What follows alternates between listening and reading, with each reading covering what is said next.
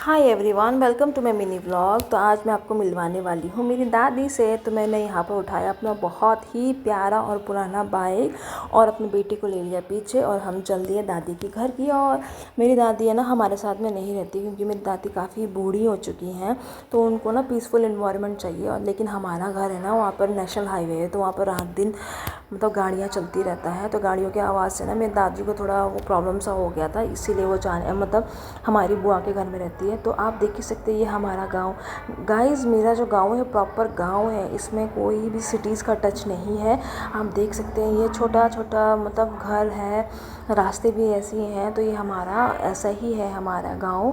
बहुत ही प्यारा है। अपना गांव तो सबको पसंद है ना, तो मुझे भी मेरा गांव पसंद है। तो यहाँ के रास्ते ना थोड़े उबड़ खाबड़ से हैं।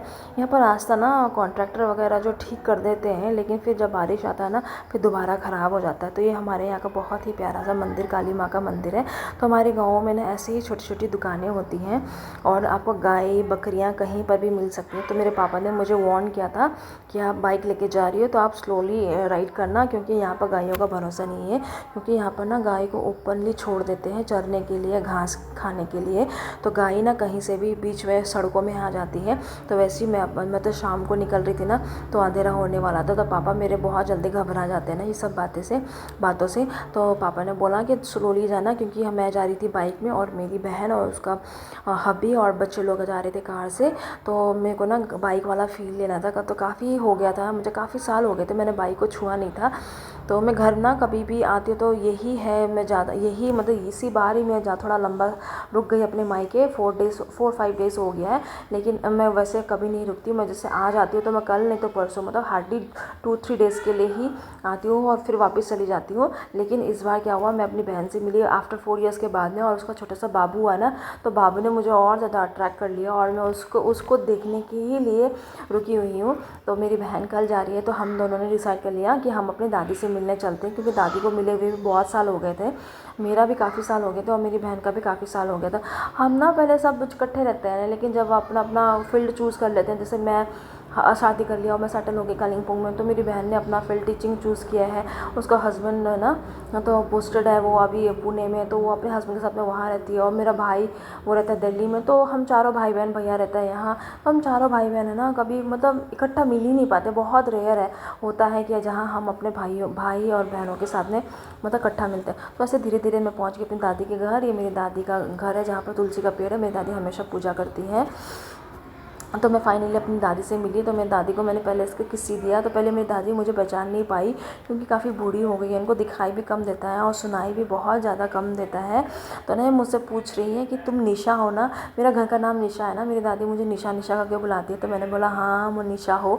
तो मैं बोल रही हाँ मैं निशा हो। तो मैंने दादी से पूछा, दादी आप कितने साल की हो चुकी हो, कितने साल जी लिया। तो दादी मुझे बोल रही मैं 94, 9 और 4 मतलब 9 और 4। तो मैंने बोला 94। तो कहती हाँ 94 ईयर्स की हो गई है। तो आफ्टर 4 ईयर्स के बाद में वो 100 ईयर्स की हो जाइए। तो यही बोल रही थी। और मैंने दादी को इतना किस्सी दिया, दादी को भी बोला दादी मुझे किस्सी दे दो। और मेरी दादी है ना रॉक की फ़ैन है, इसलिए वो टकली है नहीं गाइस। मतलब बूढ़े जब हो जाते हैं ना लोगों को ना, तो अपने ही चीज़ों से उनको झंझनाहट मतलब गुस्सा टाइप का मतलब चिड़चिड़ापन आ जाता है। तो मेरी दादी हमेशा ऐसे ही हेयर कट करती हैं। उनको लॉन्ग करना बिल्कुल पसंद नहीं है, क्योंकि अब इतनी ज़्यादा बूढ़ी हो चुकी है, वो मतलब कंघी भी नहीं कर सकती हैं। तो वो अभी भी इतने एज में भी वो अपना कपड़े वगैरह खुद ही धोती है, उनको किसी की हेल्प नहीं चाहिए ना। तो वही मैं दादी का वीडियो वगैरह ले रही थी। यू नेवर नोज ना गाइस कि कौन कब तक जिएगा। तो जो भी है खट्टा मीठा पल वो अभी मैंने ले लिया, कैप्चर कर लिया मोबाइल में, है ना। तो बाद में अगर ऐसा कुछ ना हो, लेकिन एक मेमोरी बन जाए तो ज़्यादा अच्छा रहता है। तो मैं वही सोच के मैं छोटे छोटे मोमेंट वगैरह कैच करने लगी हूँ आजकल। तो सब कुछ कैप्चर करके अपने मतलब अभी मैं डाल देती हूँ, ताकि अगर मैं बूढ़ी भी हो जाऊँ या मैं मर जाऊँ तो कोई देखे कि हाँ भाई मतलब ये ऐसे ऐसे पल जो हमने साथ में बिताए थे, तो वो मेमोरी मेरे दिमाग में रह जाए। या कोई मेरे बच्चे या मेरे बच्चों के बच्चे देखें मुझे कि हाँ मेरी दादी ऐसी थी, है ना। तो ये सब फीलिंग्स मेरे को अभी से आता है। तो इसलिए मैं आजकल ना मैं ब्लॉग बनाने लगी। तो आपने तो देखा ही होगा मेरे बहुत सारे ब्लॉग, यही रीज़न है मैं ब्लॉग बनाती हूँ। ऐसा नहीं है कि मुझे एफबी से पैसा लेना है या मुझे पैसा मिलेगा, ऐसा कुछ नहीं है गाइस, मैं जस्ट मेमोरी बना रही हूँ जो कि फ्यूचर के लिए रख रही हूँ। इतने में मेरी बहन आ गई। मेरी बहन भी दादी, मतलब जब से मेरी बहन का छोटा वाला बेटा हुआ है ना, तो तब से हम मिले, मतलब मैं तो क्या, मेरी बहन भी नहीं मिली थी, और ये बाबू तो बिल्कुल मिला ही नहीं था दादी से। तो सबसे पहले इसको दादी को अपने को, प्लीज़ गाइस इग्नोर करना, हमारा डॉगी बाहर भूख रहा है, प्लीज़ इग्नोर मारना। तो ना मेरा जो दादी है ना, दादी ने इस बाबू को, छोटे से एडी को, बहुत मतलब आफ्टर 4 मंथ्स के बाद में फाइनली मिल रही है ना, तो हमने सोचा कि दादी से इकट्ठा मिल लेते हैं और फ़ोटो वगैरह खींच लेते हैं। तो यहाँ पर हमने लिया दादी के साथ में फ़ोटो मेमोरी के लिए, और यहाँ पर मैं और मेरी बहन ने लिया मेमोरी के लिए। तो ना हम दोनों दादी को बहुत अच्छे से किस कर रहे थे, हमारा ऐसे ही है।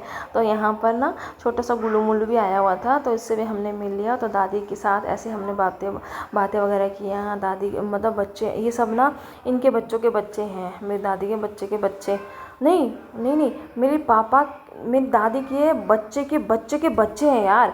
तो क्या हुआ, प्लीज़ कमेंट करना। तो काफ़ी मेमोरीज़ मैंने आज कलेक्ट कर लिया, जो कि जाएगा मेरे मिनी व्लॉग में। तो दादी सबसे बात वगैरह कर रही थी, तो हमने दादी के लिए फ्रूट्स वगैरह स्वीट्स वगैरह लेके गए, तो दादी खुश हो गई। उनको शुगर वगैरह ऐसा कोई टचवुड बीमारी नहीं है ना, तो अच्छे से खा लेती है, और शुगर वगैरह जो भी है, मिठाई वगैरह है ना। तो बस गाइस आज के लिए बस इतना ही। प्लीज़ मेरे बैकग्राउंड का जो साउंड उसको इग्नोर करना। Bye bye guys.